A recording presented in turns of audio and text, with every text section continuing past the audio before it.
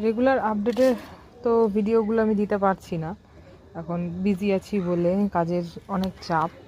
কিন্তু কাজের চাপটা কি হয়েছে, ওটা তো ভোলেনি আমাকে।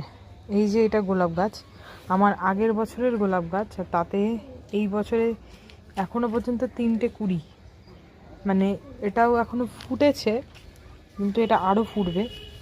কেন কি, এটা থোকা, একদম ভেতরটা থোকা গোলাপ, একটা লাল। হ্যাঁ, আর এটা হচ্ছে কুড়ি, এটা হচ্ছে কুড়ি, পাশেরটাও কুড়ি, তো এটা ফুটবে। এরকম আমার এখানে মোটামুটি 13টা গোলাপ গাছ আছে। তার মধ্যে হোয়াইটও আছে, পিচ কালার একটা আছে, পিচ কালারের ফুল দেখিয়েছিলাম, এই যে আবার কুড়ি এসছে। আর এই যে হোয়াইটের ফুলটা খুব তাড়াতাড়ি ফুটবে, হোয়াইটেরও কুড়িটা বেশ বড়। আর ওইখানে তো হাজারি গোলাপ ফুটেছে। তো এগুলো সমস্ত 1 বছরের পুরনো গাছ। গাছগুলোতে সেরকম যত্ন, মানে অস্বাভাবিকভাবে খুব সুন্দর করে যত্ন নেব এরকম হয়ে ওঠেনি, যার জন্য গাছগুলো খুব বেশি বাড়েনি।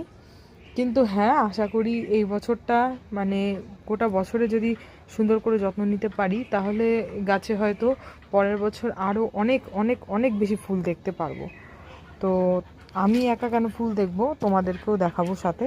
তো তাই দেখার জন্যে তোমরা চ্যানেলটিকে সাবস্ক্রাইব করে পাশে থাকবে, যাতে তোমাদেরকেও এরকম অনেক ফুল সুন্দর সুন্দর দেখাতে পারি, আর বলতে পারি যে আমার গোলাপ গাছে আমি কী পরিচর্যা করেছি, আপাতত কী পরিচর্যা করেছি, কী যত্ন করছি, গোটা বছরের একটা টিউটোরিয়াল অল্প অল্প করে, সেটাও যাতে তোমরা করতে পারো, বিশেষ করে নতুন বাগানিরা।